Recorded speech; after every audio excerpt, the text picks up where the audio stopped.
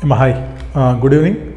So, in class lo manam cash flow hedge చాలా important question. మన తెలుగు పిల్లలు పాప మీ క్వశ్చన్ ఎందుకో చాలా కన్ఫ్యూజ్ అయిపోతుంటారు. యూట్యూబ్లో ఎతికేస్తూ ఉంటారు క్యాష్ ఫ్లో హెడ్జ్ అని. సిఏ ఫైనాన్షియల్ రిపోర్టింగ్ ఇండేస్ 109లో there is one question called cash flow hedge. చాలా ఇంపార్టెంట్. వన్స్ ఎప్పుడో ఎగ్జామ్లో అడిగాడు. So chances are very high, but very simple question. చూద్దాం ఏంటో రండి. Directly will take question. సరే, క్వశ్చన్ చేసే ముందు ఒక చిన్న ఇంట్రొడక్షన్ చెప్తాను, then will go to question. ఇప్పుడు దాకా మనం ఫైనాన్షియల్ ఇన్స్ట్రుమెంట్స్ చూసాం. సో మనకు జనరల్గా ఇండేస్ 109లో అది ఫైనాన్షియల్ అసెట్ అవ్వచ్చు, లేదా ఫైనాన్షియల్ లయబిలిటీ అవ్వచ్చు, లేదా డెరివేటివ్ ఫైనాన్షియల్ లయబిలిటీ అవ్వచ్చు, whatever derivative financial asset అవ్వచ్చు. సో ఈ అన్నిటికీ కూడా మెజర్మెంట్ చేసేటప్పుడు any gain any loss whatever it may be, జనరల్గా ఇవన్నీ కూడా మనం through profit and loss account మాత్రమే రికగ్నైజ్ చేస్తాం. ఇప్పటిదాకా చూసాం మనం. So any gain or loss is recognizing through profit and loss account. But అదే కానీ if in case of cash flow hedge, ఏంటి సార్ క్యాష్ ఫ్లో హెడ్జ్ అంటే? ఏదమ్మా సింపుల్. ఫర్ ఎగ్జాంపుల్ నేను ఏదో గూడ్స్ సేల్ చేశాను. ఎవరికి? ఫారినర్కి. సో నేను ఎవరికో ఫారినర్కి గూడ్స్ సేల్ చేశాను. వాడు నాకు ఏమిస్తాడు? డాలర్స్ ఇస్తాడు, $70. ఎప్పుడు ఇస్తాడు నాకు? After 3 months. After 3 months I will get some foreign currency cash flows. ఇప్పుడు నా భయం ఏంటి? మార్కెట్లో ఈ $70 కాస్త $60 అయిపోతే ఇవి తీసుకెళ్ళి నేను బ్యాంక్ కూడా అమ్ముకోవాలి కదా. ఇవి తీసుకెళ్ళి నేను బ్యాంక్కి సేల్ చేస్తే వాడు నాకు రూపీస్ ఇస్తాడు, డాలర్స్ నేనేం చేసుకుంటాను? ఇప్పుడు నా భయం ఏంటి? ఫ్యూచర్లో ఈ $70 కాస్త $50 అయిపోద్దేమో, $60 అయిపోద్దేమో, ఏంటి నాకు భయం. సో ఈ క్యాష్ ఫ్లోస్ ఏవైతే ఉన్నాయో, ఈ ఫారెన్ క్యాష్ ఫ్లోస్ ఏవైతే నాకు వస్తున్నాయో, ఈ క్యాష్ ఫ్లోస్ యొక్క రిస్క్ నుంచి నన్ను నేను కాపాడుకోవడానికి I can enter in to one hedge contract. అంటే ఏంటి? మార్కెట్లో నేను ఒక హెడ్జ్ కాంట్రాక్ట్ ఎంటర్ అవుతాను. ఇదేంటి చెప్పండి మరి? క్యాష్ ఫ్లో వస్తున్నాయి, ఈ రిస్క్ నేను కాపాడుకోవడానికి I had entered into one hedge contract. So this is nothing but cash flow hedge. So ఈ క్యాష్ ఫ్లో హెడ్జ్ ట్రాన్సాక్షన్స్లో మీకు వచ్చే గెయిన్ అవ్వచ్చు, మీకు వచ్చే లాస్ అవ్వచ్చు. Any gain or loss from cash flow hedge contracts shall be recognizing through OCI, not profit and loss account. This is the main difference between normal hedge contracts and cash flow hedge contracts. ఏం చెప్పారు ఇక్కడ? So any gain or loss from these contract shall be recognizing through OCI, that is other comprehensive income, in the name of cash flow hedge reserve. In the name of cash flow hedge reserve. ఇది ఈ కొంచెం introduction సరిపోతుంది మనకి, రాసుకోండి. ఏం చెప్పండి ఇది?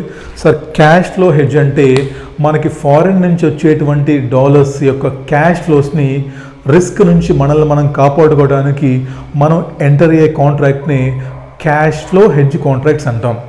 ఈ క్యాష్ ఫ్లో హెడ్జ్ కాంట్రాక్ట్స్లో మనకు వచ్చే గెయిన్ అవ్వచ్చు, లాస్ అవ్వచ్చు. This must be transfer to OCI, that is other comprehensive income, in the name of cash flow hedge reserve. అదేవిధంగా ఎప్పుడైతే మీకు యాక్చువల్ 3 months, ఎప్పుడైతే మీకు కాంట్రాక్ట్ ఎక్స్పైర్ అయిపోతుందో then this cash flow hedge reserve shall be transferred to P&L account. ఈ 4 పదాలు రాసుకోండి, అసలు మీనింగ్ రాసుకోండి. దీని treatment only done through OCI in the name of cash flow hedge reserve on the expiry of the contract. On the expiry of the contract, this CFHR shall be transferred to reclassified to P&L account. Okay, right. Inka rendu question cheddam. Question number 37 important. Beside sollam anta theory కానీ చాలా easy. చూడండి జాగ్రత్తగా. besides construction contract activity, building company limited is also engaged in trading of copper. ఆడెవడో construction చేస్తాడంట, కన్స్ట్రక్షన్తో పాటు వాడు copper కూడా sale చేస్తాడంట. Okay, on 1st April 2001 it had 100 kgs of copper costing 70 per kg totaling 70,000. I had inventory. మరి inventory నా దగ్గర inventory ఉంది. ఏంటది? 100 kgs of copper into 70, that is Indian rupeesలో చూసుకుంటే my closing stock would be 7,000 rupees. The company has a scheduled delivery of these 100 kgs of copper to its customers on 30th September 2021 at the rate of $100 on that date. At the rate of USD 100 on that date. ఏ లేదమ్మా, సింపుల్గా ఎప్పుడు date చెప్పండి. ఇది 1st April. First నా దగ్గర closing stock ఎంత ఉంది? 100 kgs of copper ఉంది. దీన్ని నేను ఫారెన్ 70 kgs అమ్మా, 100 kgsలే. సో దీన్ని నేను నా ఫారెన్ కస్టమర్కి సేల్ చేస్తాను అని ఒక అగ్రిమెంట్ ఎంటర్ అయ్యాను. ఎప్పుడు ఇవాళ సేల్ చేస్తున్నానా? ఫర్ ఎగ్జాంపుల్ అమ్మా, నేను ఇవ్వాలే సేల్ చేసేసాను. ఎంటర్ చెప్పండి నాకు. Sir, foreign currency debtors account debit to bank. Debtors to సేల్సా? Debtors to sales. లేదా బ్యాంక్ అనుకోండి, అమ్మా డాలర్స్ వస్తాయిగా నాకు. So bank account debit to sales. ఇవ్వాలే సేల్ చేశాను, నాకు ఇవ్వాలే డాలర్స్ వచ్చినాయి, మార్కెట్లో అమ్మేసుకున్నాను. నేను ఇవ్వాలే సేల్ చేసేసాను, నాకు ఇవ్వాలే క్యాష్ వచ్చింది, మార్కెట్లో తీసుకెళ్ళి బ్యాంకులో అమ్ముకున్నాను rupees. Is there any risk? No risk. But ఏం చెప్తున్నాడు, ఈ కాపర్ ఏదైతే ఉందో దీన్ని నేను 30th September సేల్ చేస్తాను. ఎందుకు? $100కి. అదేం చెప్పినాడు? 100 USDకి నేను 30th September ఎప్పుడో సేల్ చేస్తాను అంటున్నాడు. ఇవాళ ఏం చేశాను నేను? జస్ట్ ఒక కాంట్రాక్ట్ ఎంటర్ అయ్యాను. ఓకేనా? చెప్పండి, కాంట్రాక్ట్ ఎంటర్ అయితే ఏమైనా ఎంట్రీ ఉంటుందా? ఏం ఎంట్రీ లేదు సార్. దీనికి ఎంట్రీ అని చెప్పండి. అసలు దీని సంగతి ఏంటి? నేను ఒక సేల్ కాంట్రాక్ట్ ఎంటర్ అయ్యాను. Any entry? No entry. ఏమో మీరు నెక్స్ట్ క్లాస్లో చూస్తారు. Ind AS 115 revenue from contract with customers అంటే ఏం చెప్తారంటేనమ్మా, మీరు కానీ మీ ప్రాఫిట్ అండ్ లాస్ అకౌంట్లో సేల్స్ రికగ్నైజ్ చేయాలంటే మీరు ఆ ఎసెట్స్ని లేదా ఆ స్టాక్ని కంప్లీట్గా ఓనర్షిప్ ట్రాన్స్ఫర్ చేసేయాలి కస్టమర్కి. మరి చెప్పండి, ఈ క్వశ్చన్లో మీరు కాపర్ యొక్క ఓనర్షిప్ని ఎప్పుడు ట్రాన్స్ఫర్ చేస్తున్నారు? ఇవాళ ట్రాన్స్ఫర్ చేస్తున్నారా? 30th September ట్రాన్స్ఫర్ చేస్తున్నారా? సార్, మేము 30th September ట్రాన్స్ఫర్ చేస్తున్నాం సార్. మరి చెప్పండి, ఎప్పుడైతే 30th September మనం ట్రాన్స్ఫర్ చేస్తున్నామో యాజ్ పర్ Ind AS 115 ప్రకారము 30th September వెళ్ళి ఎంట్రీ పాస్ చేస్తామా? ఇవాళ ఎంట్రీ పాస్ చేస్తామా? ఈ సేల్ ట్రాన్సాక్షన్కి ఎంట్రీ పాస్ చేయాలి కదా మనం. ఈ సేల్ ట్రాన్సాక్షన్కి ఇవాళ ఎంట్రీ పాస్ చేస్తామా లేదా 30th September పాస్ చేస్తామా? సార్, 30th September వెళ్ళి మేము ఎంట్రీ పాస్ చేస్తాము. ఎప్పుడైతే యాక్చువల్ సేల్ జరిగిందో, ఎప్పుడైతే మాకు యాక్చువల్గా కాపర్ సేల్ చేసామో ఆ రోజు నేను ఎంట్రీ పాస్ చేస్తాను. సో కాబట్టి ఈ కాపర్కి సంబంధించి, ఈ కాపర్ నా స్టాక్కి సంబంధించి ఈరోజు ఎటువంటి ఎంట్రీ లేదు. ఇక్కడ క్లియర్ నీకు? ఎస్, అయిపోయిందా? రైట్. ఇప్పుడు ఏంటమ్మది? This has to be done with Ind AS 115. ఎప్పుడు? On 30th September, that is on actual sale date. ఇదొక పార్ట్ అమ్మ క్వశ్చన్లో ఇది ఒక పార్ట్. ఇప్పుడు సెకండ్ పార్ట్ చూద్దాం. మన సిలబస్ ఏం చెప్పాను నేను 30th September వాడికి నా దగ్గర ఉన్న కాపర్ మొత్తాన్ని $100కి సేల్ చేస్తాను అని ఒక కాంట్రాక్ట్ ఎంటర్ అయ్యాను. ఇప్పుడు చెప్పండి, నాకు 30th September $100 వస్తాయి అవునా కదా? నాకు 30th September $100 వస్తాయి అంటే ఏంటి? ఫ్యూచర్లో నాకు there is foreign currency cash inflows. ఇప్పుడు నా భయం ఏంటి?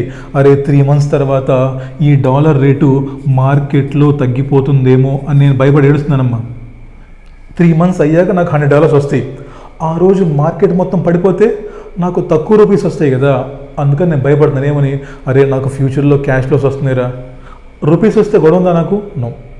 డాలర్స్ కాబట్టి ఇప్పుడు ఏం చెప్పాను నేను, ఓ పని చేద్దాంరా, మార్కెట్లోకి వెళ్ళి ఎవడొకడితోటి ఒక హెడ్జ్ కాంట్రాక్ట్ ఎంటర్ అవుదాం అని చెప్పేసి ఏం చేసాం మనం, ఒక హెడ్జ్ కాంట్రాక్ట్ ఎంటర్ అవుతాం. దాని గురించి చూడండి ఇప్పుడు. తర్వాత చూడమ్మా, టు ప్రొటెక్ట్ ఇట్ సెల్ఫ్ చెప్తున్నాడు చూడండి. To protect itself from the decline in the currency exchange rates, the company hedges its position by entering into currency future contract at 76 per dollar. అంటే ఏంటి, ఫ్యూచర్లో నాకు వచ్చేటువంటి $100ని నేను వీడికి 76 పర్ డాలర్కి సేల్ చేస్తాను అని ఒక కాంట్రాక్ట్ ఎంటర్ అయ్యాను. ఇది నువ్వు చేసింది. ఇప్పుడు మొత్తం నేను 2 కాంట్రాక్ట్స్ ఎంటర్ అయ్యాను. ఒకటేంటమ్మా, నా దగ్గర ఉన్న కాపర్ని 30th September సేల్ చేస్తాను. It is covered under Ind AS 115. On contract date no entry.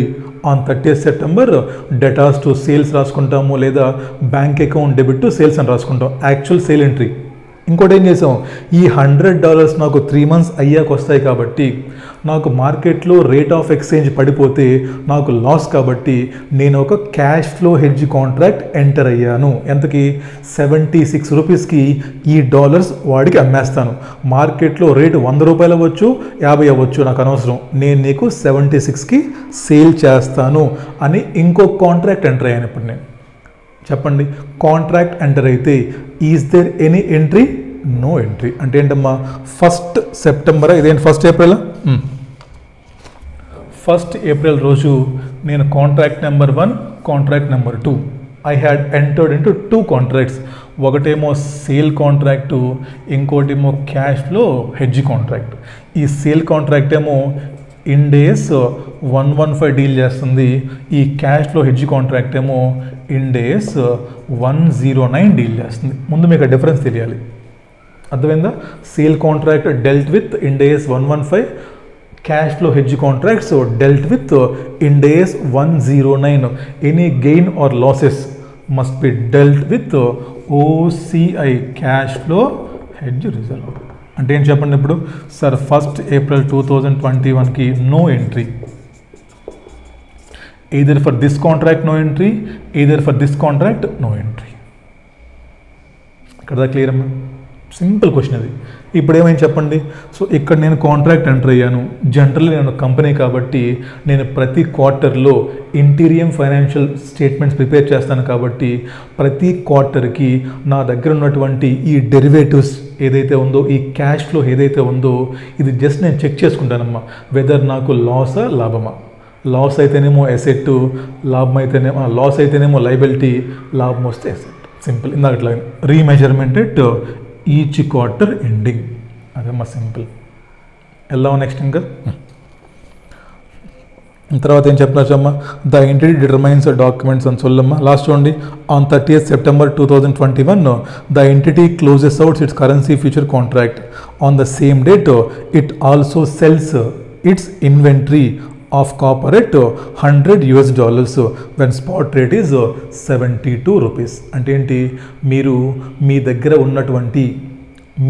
ఉన్నటువంటి కాపర్ని యాక్చువల్గా సేల్ చేసేసారంట. ఎప్పుడు చేశారమ్మా సేల్? మీరు ఇవాళ చేశారా? 30th September. సో మనం ఫస్ట్ దానికి ఎంట్రీ పాస్ చేసుకుందామా. సో Ind AS 115 ఫర్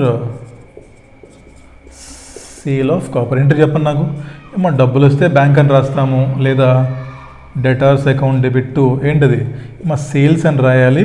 వీడేం రాశాడు చూడండి, కాంట్రాక్ట్స్ విత్ కస్టమర్స్ అని రాశాడు. చూడలేదు చూడండి. థర్డ్ ఎంట్రీ చూడండి, bank account debit to revenue from contract. అది Ind AS పేరు. అది ఈడెంత పనికి మళ్ళీ లేదంటే అది Ind AS పేరు రాసి ఏం రాస్తాం చెప్పండి, మనం సేల్స్ బుక్ చేస్తాం కదా.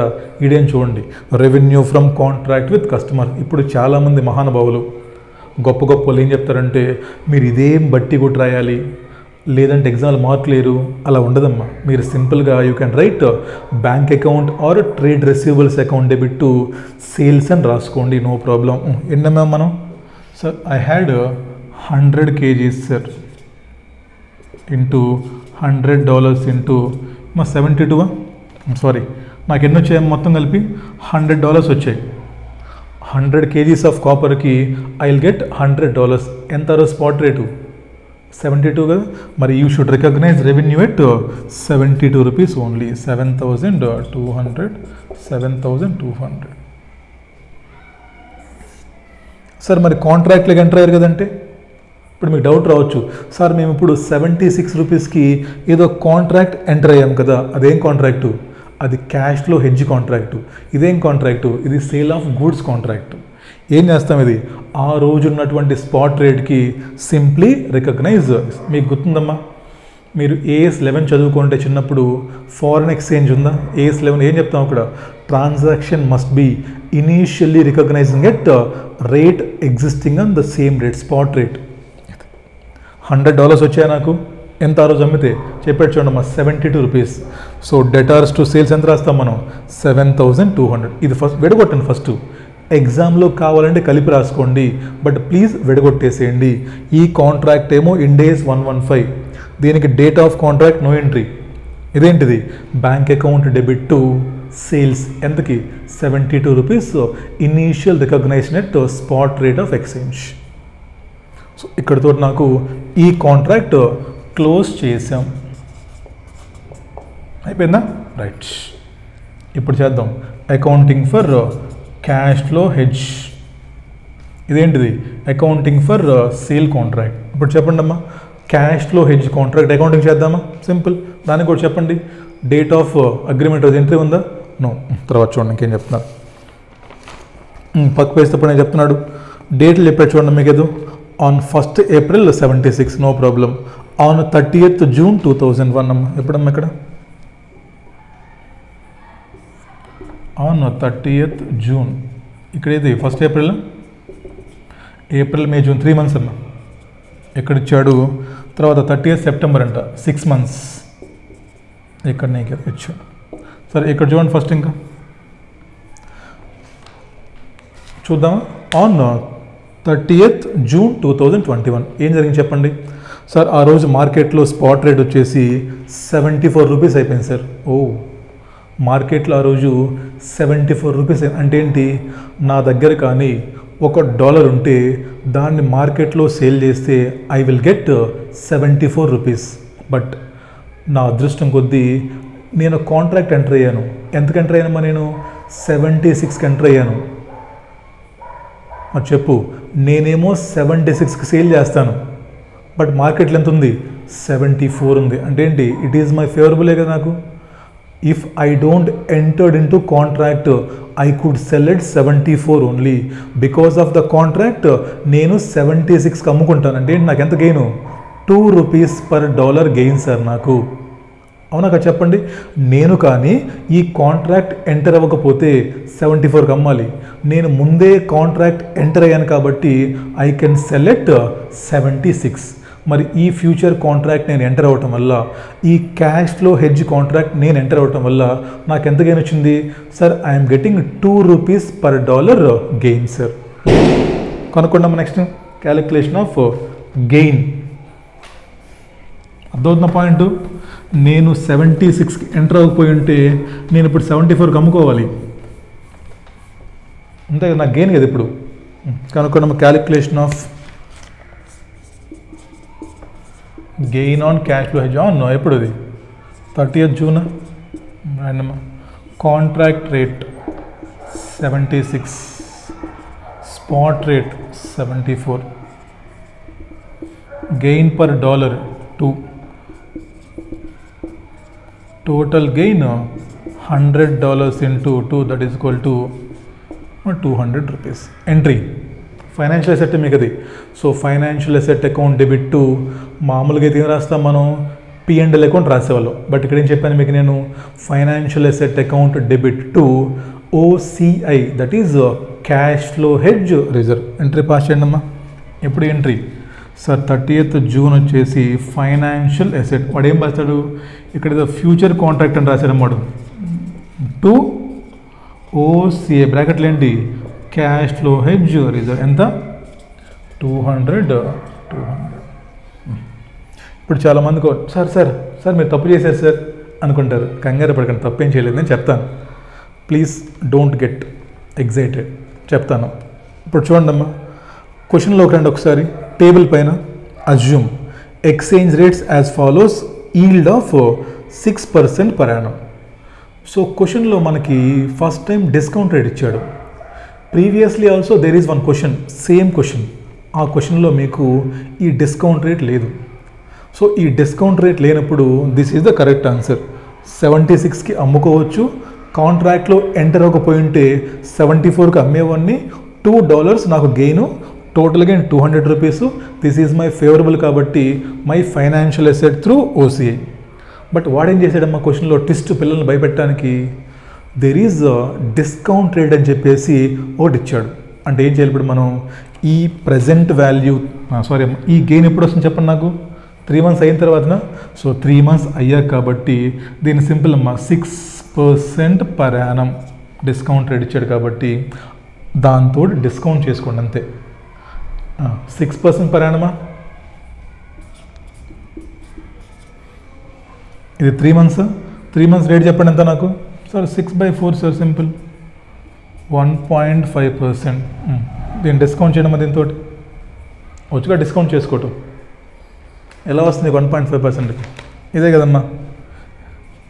Year cash flows PV at the rate of 1.5%. పీవీసీఎఫ్ ఎంత నీకు sir? 3 months time sir. Cash flow ఎంత? 200. దాని డిస్కౌంట్ రేట్ కనుక ఎంత?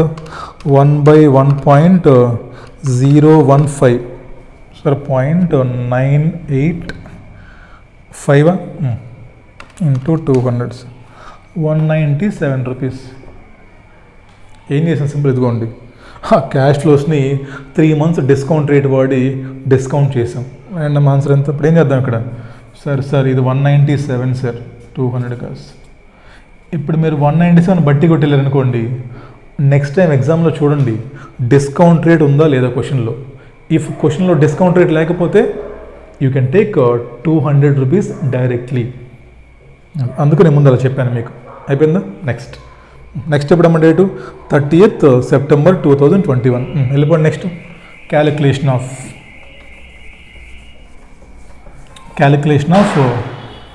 Gain on 30th September. వచ్చేసాం లాస్ట్ డేట్కి. ఇంకా ఆ రోజు చెప్పండి ఎంతో.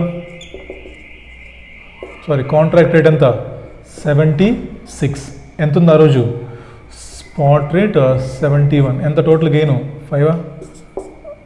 $100 ఇంటూ 5 సార్, నాకు 500 rupees total gain for 6 months. అంతేనా కదా సార్? నాకు 500 రూపీస్ గెయిన్ ఫర్ 6 months. నువ్వు ఆల్రెడీ బుక్స్లో ఎంత గెయిన్ రికార్డ్ చేసావు?